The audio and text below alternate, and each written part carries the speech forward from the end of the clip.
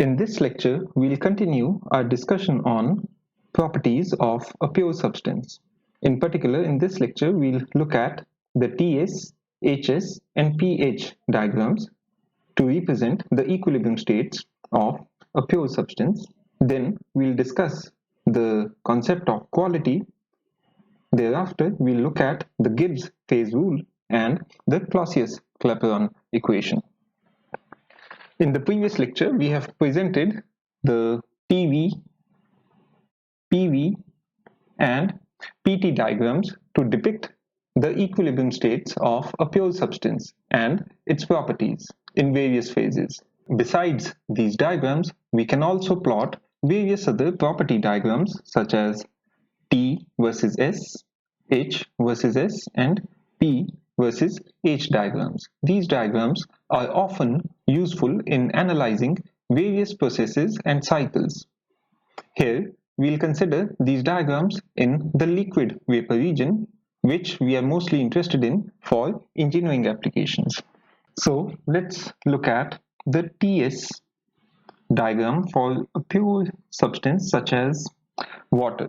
So, the TS diagram qualitatively resembles the TV diagram. So this time we are plotting temperature versus entropy, but this resembles the TV diagram. So we have this saturation dome within which we have the substance in liquid and vapor states. Over here the substance is in purely liquid state, and here it is in the superheated vapor state. So on this T versus S diagram, just as we have plotted isobars on temperature versus specific volume diagram, the isobars look similar. So we have isobars that have positive slope except within this saturation dome or the vapor dome, and otherwise the isobars have positive slopes, and within this saturation dome we have a horizontal line for constant pressure, and this horizontal line is because for a liquid and vapor at a constant pressure and temperature during phase change, that is vaporization in this case, then during phase change the entropy increases as more of the liquid changes to the vapor phase. Therefore, at fixed temperature and pressure where this vaporization process is taking place, the entropy keeps on increasing, and therefore we have this horizontal line. Whereas in the liquid and the vapor region, at a constant pressure, if the temperature is increased, then entropy will also increase, and that's why the slope of these isobars are positive. And we can plot many such isobaric lines. So this is for increasing pressure. So as we keep on increasing the pressure, the isobars will shift upwards, and the apex of this dome is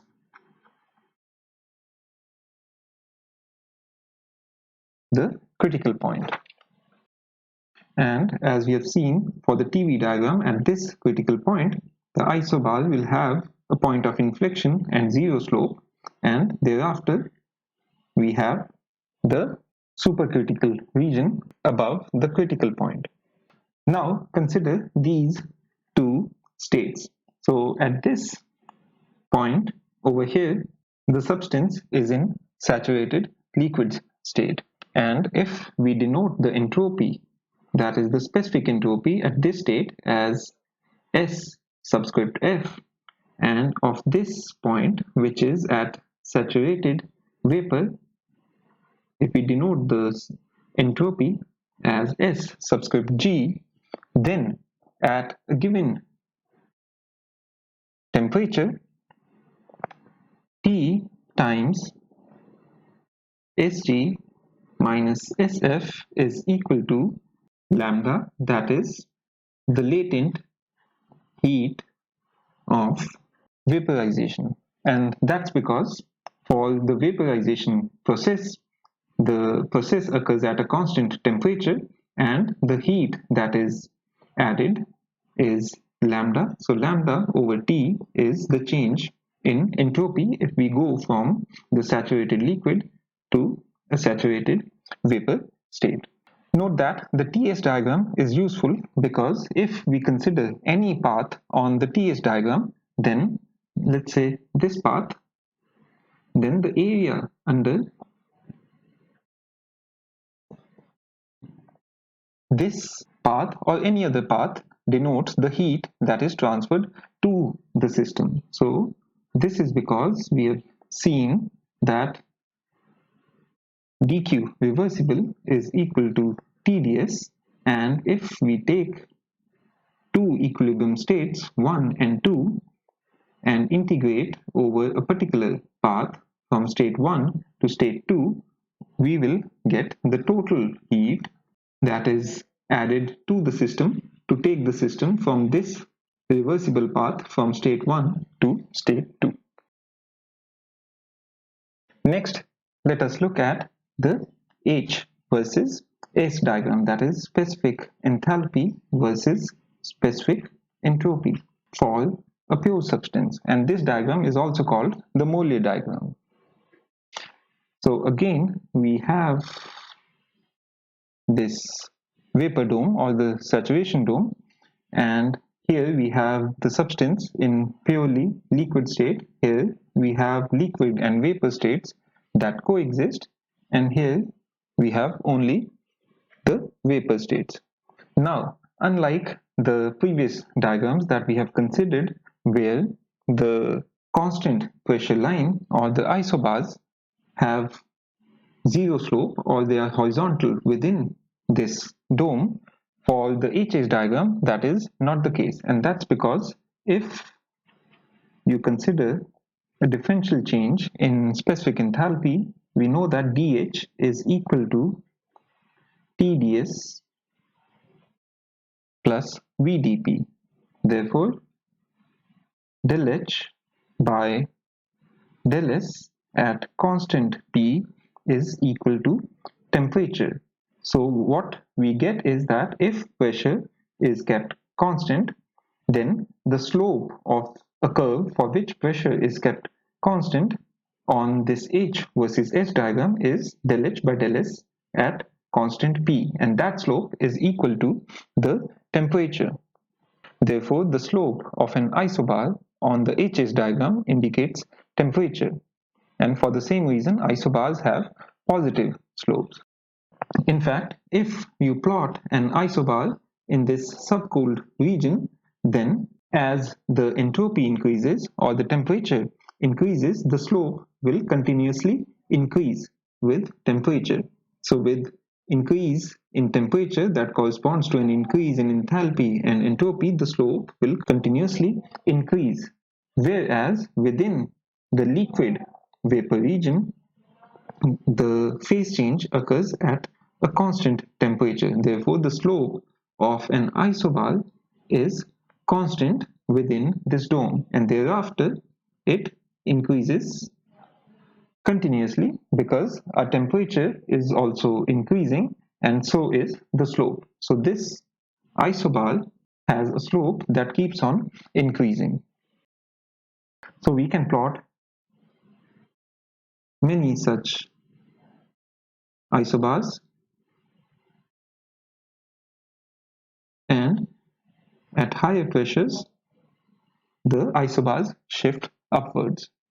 Now consider these two states, that is the saturated liquid and the saturated vapor, at this particular pressure and temperature.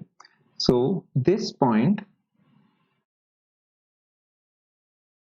has a specific enthalpy which we'll denote by HF. So typically, whenever we look at properties of saturated vapor or the saturated liquid, then subscript F denotes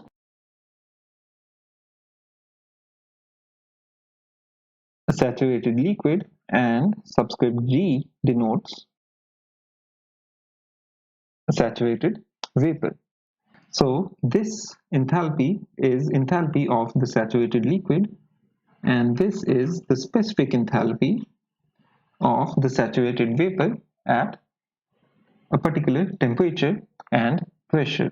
the difference, that is Hg minus Hf, is the latent heat of vaporization at that pressure. And if we look at these isobars which are at higher pressure, let's look at this isobar, then this difference will keep on decreasing until we reach the critical point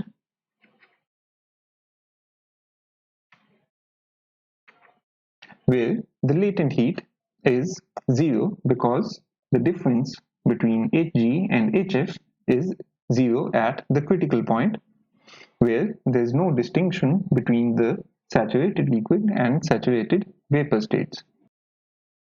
Another thing to note for an HS diagram is that because the slopes of these isobars are equal to temperature, if we join points where the slope is equal, then we'll get an isotherm. So if we look at an isotherm in the vapor region, then the isotherm would look something like this. So this is how the isotherms look on an HS diagram. So the isotherms on an HS diagram, they have lower slope than the isobars and they level off for a highly superheated vapor. Another important property diagram is the pH diagram, and this diagram is often used to analyze the vapor compression refrigeration cycle.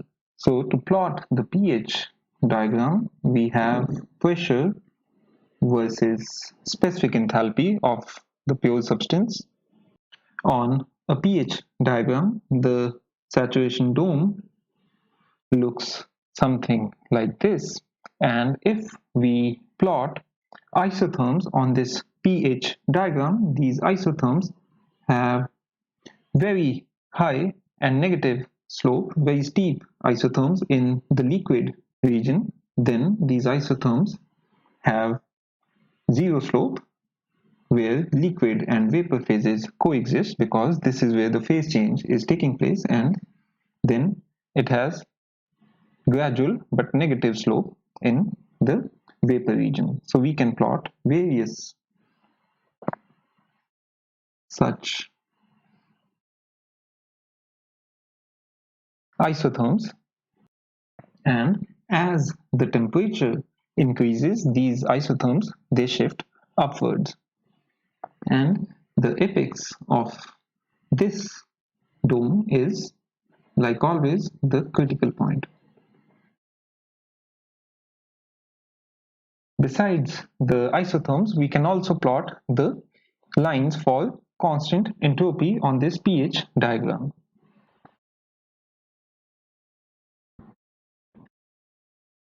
And the constant entropy lines are shown in red color over here.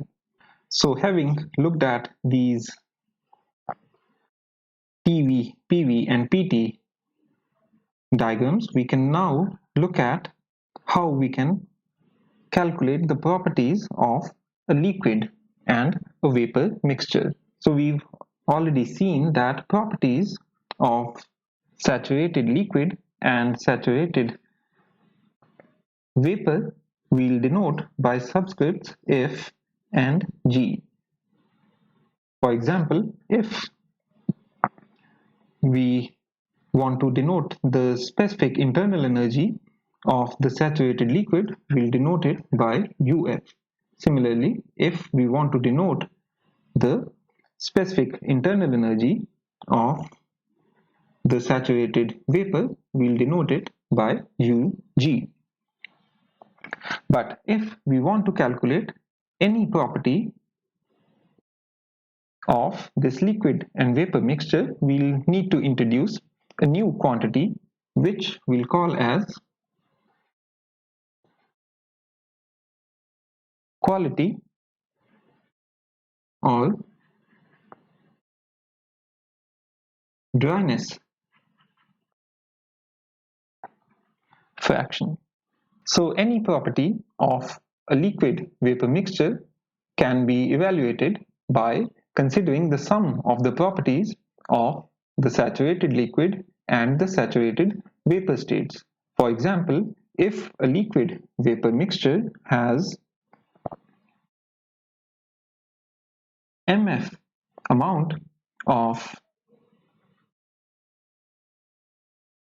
mass of liquid and mg is the mass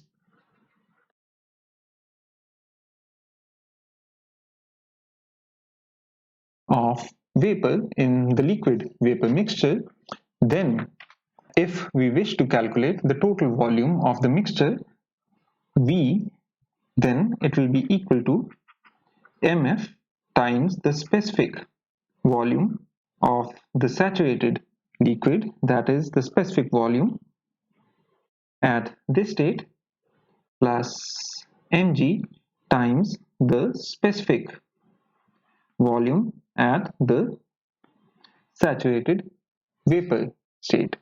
This is because irrespective of the amount of liquid and vapor that the system has, such as this, because these liquid and vapor states can have different amounts of vapor and liquid at same pressure and temperature, the specific volumes of the liquid and the specific volume of the vapor will be same as those at these saturated states. And this is because the state of a homogeneous system, if we consider only the vapor, let's say, is fixed once we fix pressure and temperature, and therefore the specific volume of this vapor is equal to Vg, that is for the saturated vapor. But if we look at the mixture, then this is how we'll calculate the total volume, and knowing the total volume or any other property, we can calculate the specific property for that liquid vapor mixture, and here we can calculate the specific volume of this mixture, which will be given by the total volume of the liquid vapor mixture divided by the mass of this mixture, which is mf plus mg. So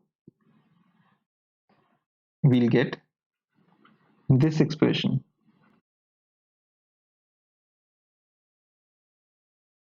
Now we can define this ratio as x, and x, that is equal to the mass of the vapor in the mixture over the total mass. And this ratio is called the quality of the mixture, and often it is called the dryness fraction.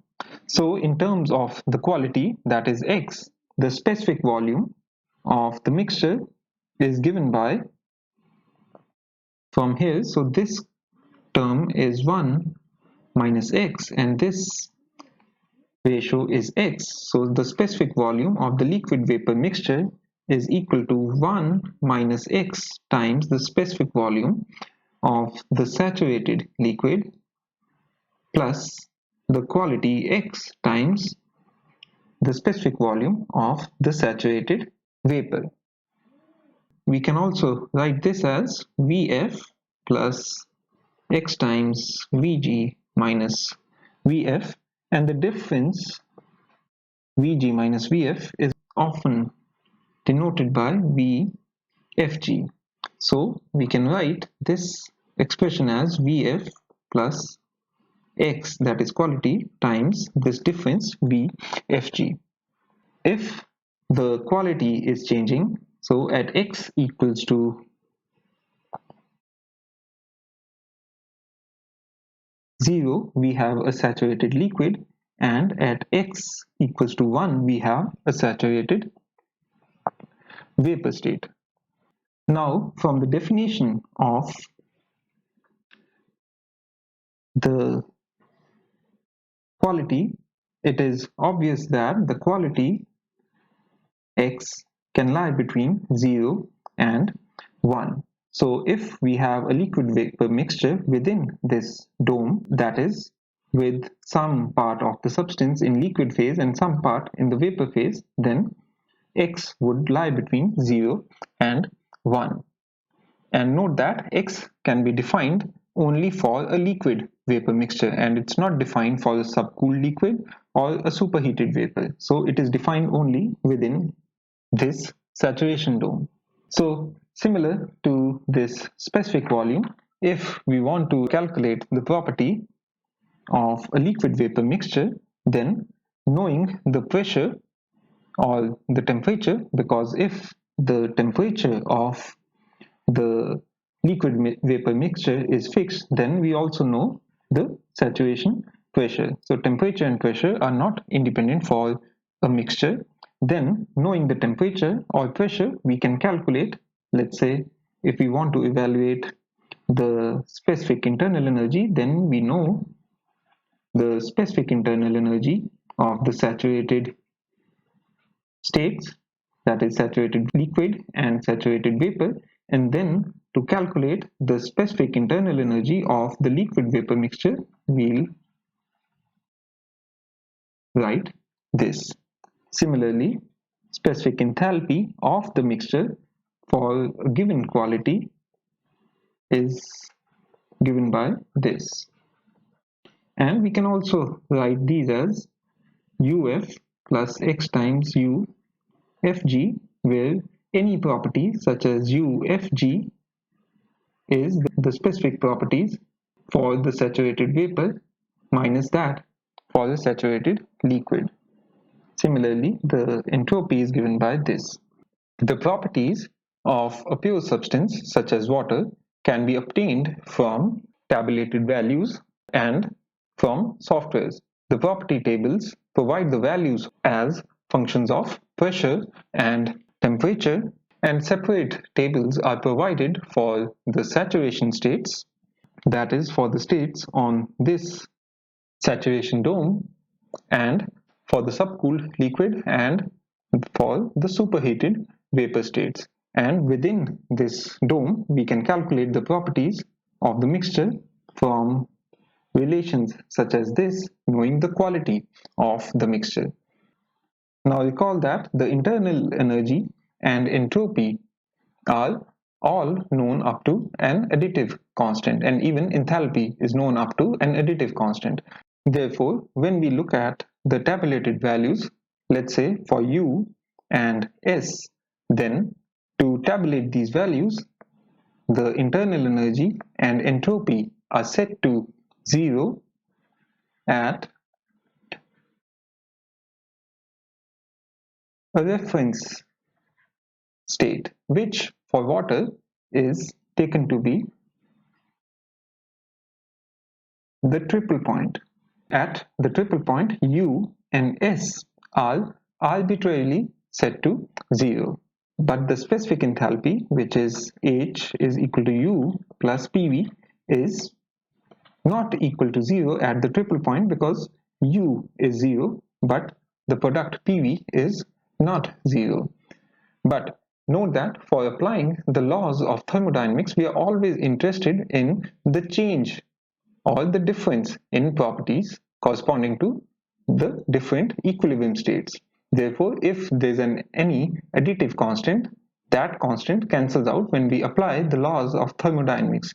Therefore, the choice of the reference state does not affect the thermodynamic calculations. Next, let us discuss the Gibbs phase rule. In the beginning of the course, we have mentioned that the state of a pure substance of a given mass can be specified by specifying two independent properties. We have used this fact throughout our discussion till now. However, note that not all intensive properties are independent. For example, we have seen that during vaporization or any phase change, if you fix the temperature, then the pressure is also fixed. So T and P cannot be varied independently when you have two phases. So the number of independent properties that can be chosen is given by this Gibbs phase rule. According to the Gibbs phase rule, the number of degrees of freedom, which we'll denote by F, of a non-reactive system depends upon the number of components C and the number of phases phi, as F is equal to 2 plus C minus phi, and this equation is called the Gibbs phase rule. This equation can be derived by considering that the Gibbs free energy of a system with multiple components and multiple phases is a minimum at equilibrium.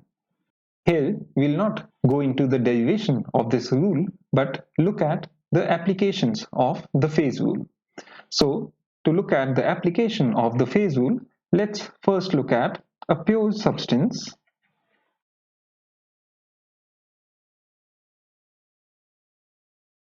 such as water. So, a pure substance means that there is only one component, and if we consider water, let's say, only in a liquid phase, that is phi is equal to 1, then F, that is the degrees of freedom of this system, is equal to 2 plus 1 minus 1, and that is equal to 2. Therefore, if we have a pure substance such as water in a liquid phase, then if we choose temperature and pressure or any two variables, then there is no more degrees of freedom left. That is, the state is fixed by two properties and all other properties depend upon the two variables. So if we fix temperature and pressure, then we cannot vary the specific volume, because specific volume will be a function of temperature and pressure for a pure substance, let's say in liquid or purely vapor phase. Next, let's consider again a pure substance for which C is equal to 1, that is the number of components, but now let's look at a liquid vapor mixture. Therefore, phi is equal to 2, that is the number of phases, and from the Gibbs phase rule, F is equal to 2 plus the number of components, that is 1, minus the number of phases, that is 2, so F is equal to 1.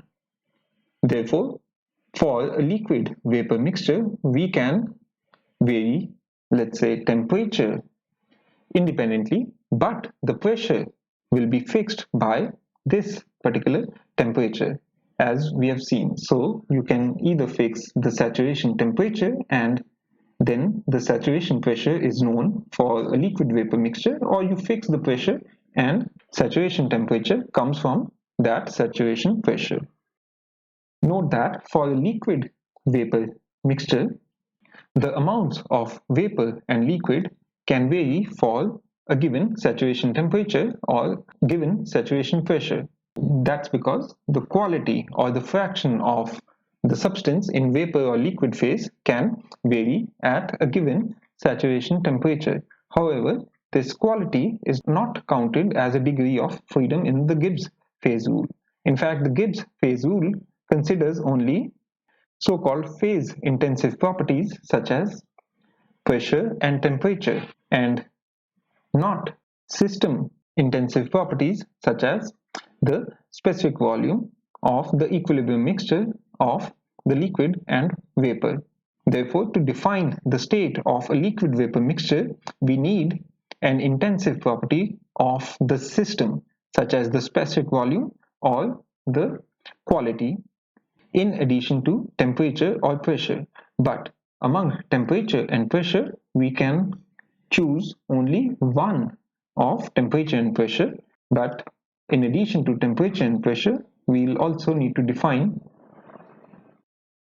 either quality or the specific volume of the mixture, that is of the system. So again, two properties are needed to define the state of the system, but among pressure and temperature, only one can be chosen for a liquid-vapor mixture.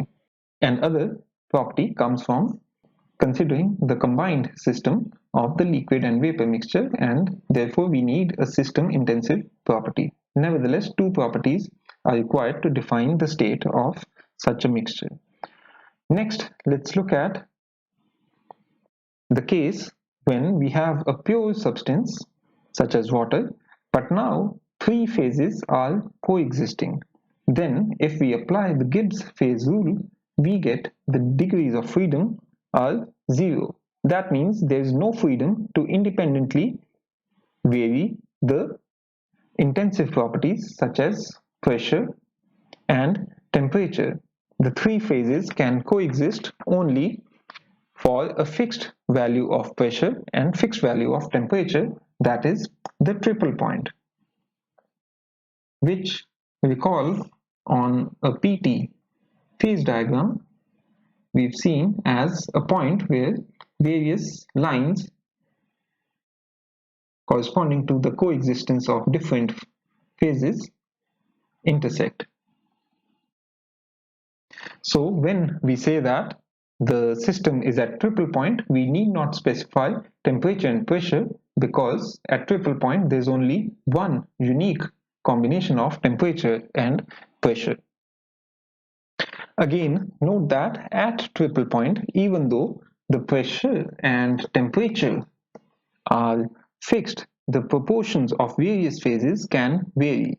For a given mass of solid, liquid, and vapor mixture, the state of the system can again be defined by two mass fractions, such as the ratio of solid to liquid and vapor to liquid masses. Therefore, again, we need two properties to define the state of the solid, liquid, vapor mixture, but those two properties cannot be these phase intensive properties, that are pressure and temperature, because they cannot be varied independently when the three phases of a pure substance coexist.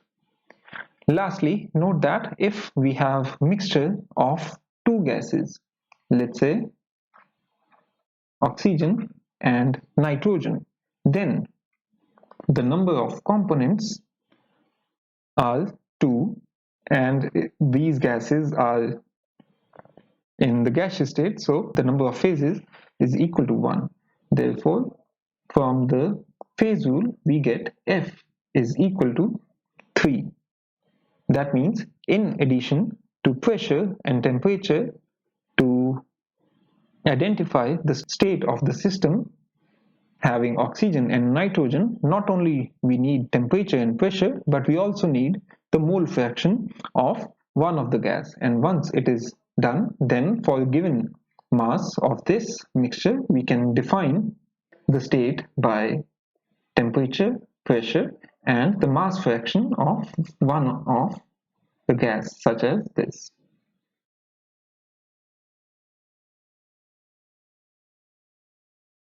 The final topic on the properties of a pure substance that we'll discuss is the slopes of the coexistence curves on this PT phase diagram. So we have seen for a pure substance, if we plot this pressure versus temperature diagram, then we have these coexistence curves such as the vaporization curve, the sublimation curve, and the fusion curve. And in the previous lecture, we mentioned that the vaporization curve and the sublimation curve have positive slopes, but the fusion curve may have negative or positive slope. In particular, for water, this fusion curve has a negative slope. The negative slope for fusion curve means that if we increase the pressure, then the melting point of water decreases. That is in contrast to most of the substances where the fusion curve has a positive slope, and there the phase change temperature always increases with increase in the pressure. So to understand how the phase change temperature changes with pressure, or phase change pressure changes with temperature, we need to know the slopes of these coexistence curves on the phase diagram.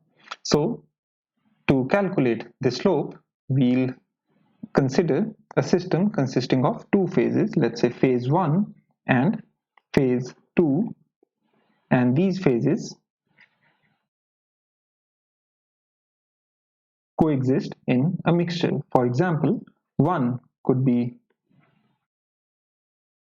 liquid and 2 can denote the vapor phase. But our derivation is general and it can apply to any two phases that are coexisting. So let's consider a mixture of phase 1 and phase 2 at equilibrium, and we'll say that phase 1 has mass m1 and phase 2 has mass m2 in that mixture. Now, because we are looking at a particular pressure and temperature, we can look at the Gibbs free energy, that is the potential corresponding to pressure and temperature, as the variables. So the Gibbs free energy of this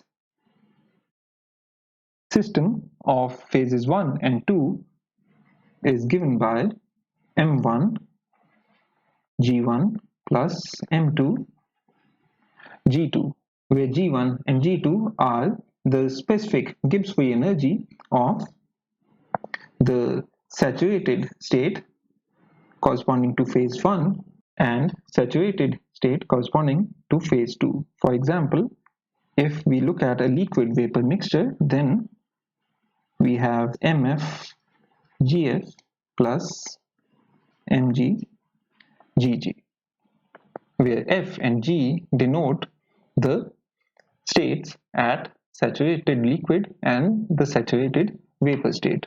So in general, for two phases 1 and 2, this is how the Gibbs free energy of the mixture can be written, and we've considered that the system is in equilibrium. Now consider an isothermal transformation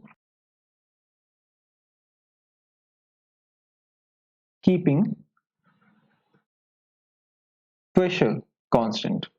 And for this isothermal transformation, we'll consider that the mass of phase 1 increases by an amount d m1. So the mass of phase 1 becomes m1 plus dm1, and from mass conservation, the mass of phase 2 becomes m2 minus dm1, because the total mass is the same.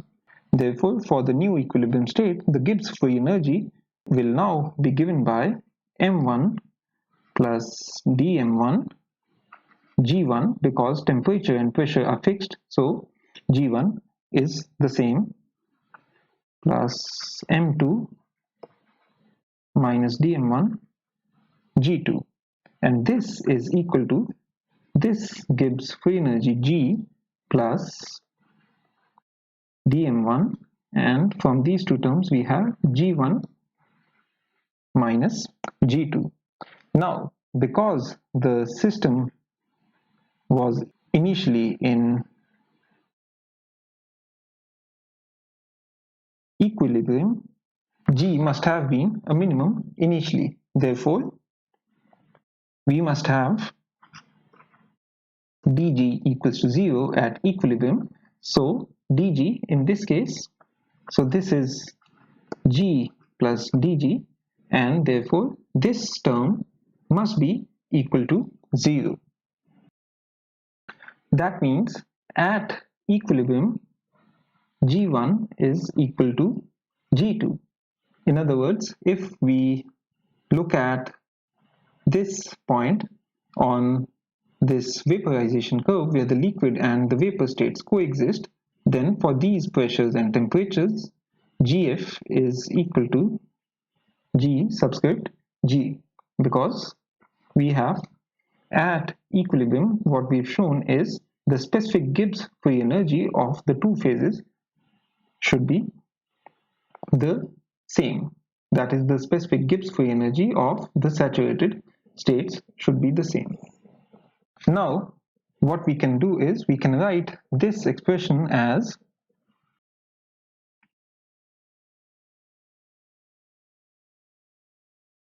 this. which can also be written as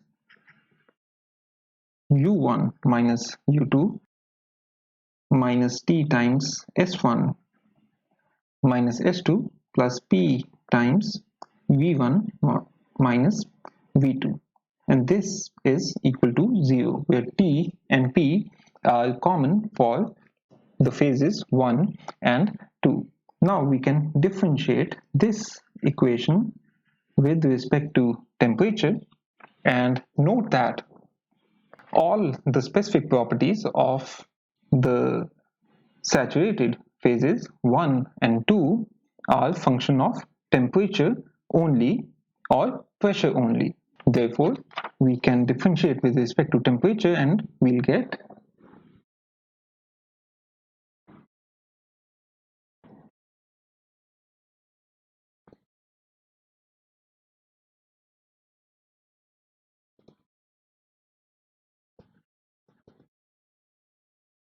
this equation. We can simplify this equation noting that Tds is equal to du plus Pdv, but because S, U and V are functions of temperature only for the saturated states, then we can write this equation.